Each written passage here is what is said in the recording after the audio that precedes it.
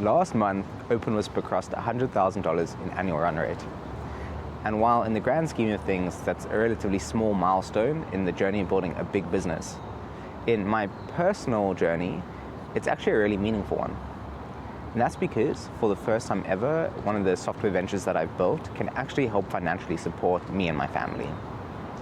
Without me contracting on the side, or burning through my savings, or having a backup plan. And this focus that it's given me has freed up so much mental space in my head, just giving me this mental capacity. And with this mental capacity, I've found myself reflecting a lot more on my journey up until this point. But actually, it's really made me reflect on my dad.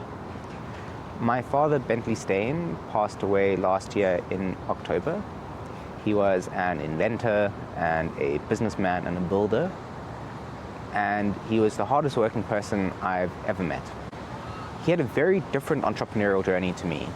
He came from a small farm town in the north of South Africa called Bethel, where he and my family farmed corn and potato.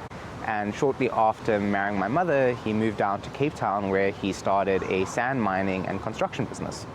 So very different to software and technology, as you can see.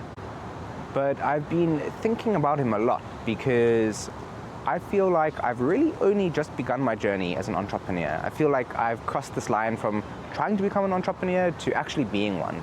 But my father lived his whole life like this. But one of the things that I'll never forget about him is this crazy stubborn conviction that he had in himself, that if he just carried on working hard, putting in the time, he'd eventually create something of value that he could leave to his family. And while I understand this now, probably more than ever, I also witnessed the cost of that. Since he passed away, I've been reflecting on his life a lot. More so with trying to understand it than judging it, but also been looking at it with a bit of fear, because I think there's a lot from his life and his journey that I can learn from, especially the mistakes. And I definitely don't want to make the same ones that he did. And I think that entrepreneurship and being a founder is so often glamorized and romanticized on social media. You see all these Stripe screenshots and all these $1 million raises and $1 million exits, but you don't often hear about all of the sacrifices that these founders had to make along the way to get there. And often I think they probably don't even realize, because you're so in the moment. It's really hindsight that is 2020. And really, I think that's quite dangerous, because a lot of people make a load of sacrifices and give up a lot along their journey. And the nature of being an entrepreneur, requiring this deep conviction, naturally causes you to be unable to be present in your life, and removes you often from your family and your friends. You tell yourself that if you carry on working, eventually the money will come, eventually you'll have more time, eventually you can be present, eventually you can invest back in your health and get healthy again. But often these temporary seasons stretch out for years. And ultimately, I think that's what happened to my father, is that he kept on telling himself this was all temporary, and eventually it would all work out. But unfortunately, it never really did. And in regard to my own journey up until this point, to be quite honest, having this founder mindset has often felt a bit like a curse, because I've never been able to be fulfilled in anything that I've done, because I've always wanted to be doing my own thing. And I've worked at amazing companies with amazing people, doing awesome things and earning good money. You know, that should make anyone happy. But it never really truly made me happy, because I would always felt like I was letting myself down and not reaching my own potential. I had this huge chip on my shoulder, and I still do, and I feel like I need to prove to myself that I can build something of value that impacts people's lives. And I want to be really clear that this is not just about making money. I mean, of course, I would love to create generational wealth and retire everyone I know and live on a farm, but I want to do that in a way that truly impacts and improves people's days, whether that's just removing a little bit of friction out of their day, making them more capable at work, giving them time back in their day that they can then spend with their family. You know, that's what really drives me, and I think that's what's so amazing about building software, is that you can build something once and you can just touch so many people's lives. But regardless of how noble your pursuit is, it does come with a cost.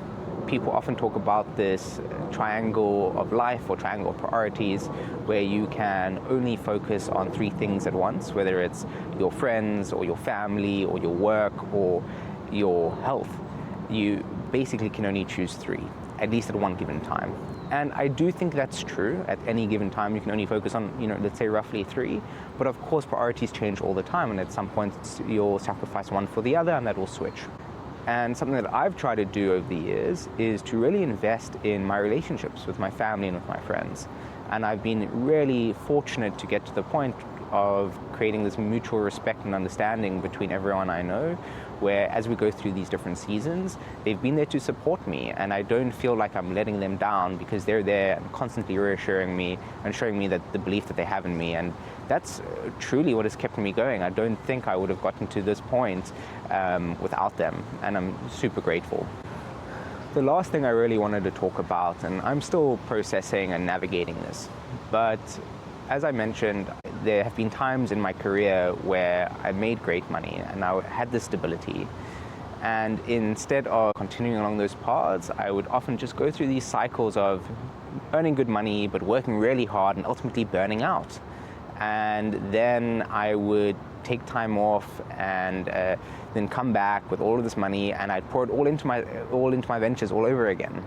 And what this led to was when my father got sick, which ultimately led to his passing away, even though it was over a few years, I couldn't be there for him. I couldn't be there for him financially and help him with hospital bills, but I also couldn't be there with him physically in person because firstly, my mind was somewhere else. I couldn't be present. I was working, but I was also traveling the world and working with companies and doing all these things. And I don't feel guilty about it, but this mental capacity I mentioned in the beginning has given me the time to really reflect on this and think about how I want to weight my decisions going forward and making sure that I am taking time out to being present and consciously making decisions going forward.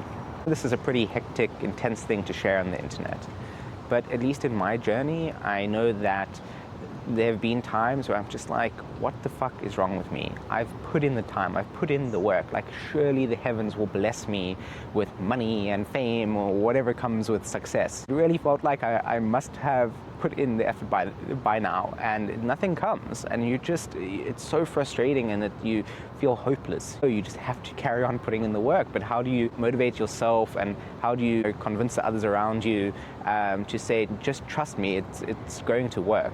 And I hope that by me sharing a bit about my journey so far, my mental headspace, that hopefully it resonates with some of you. And if it does, please reach out. I'd love to hear about your journey so far.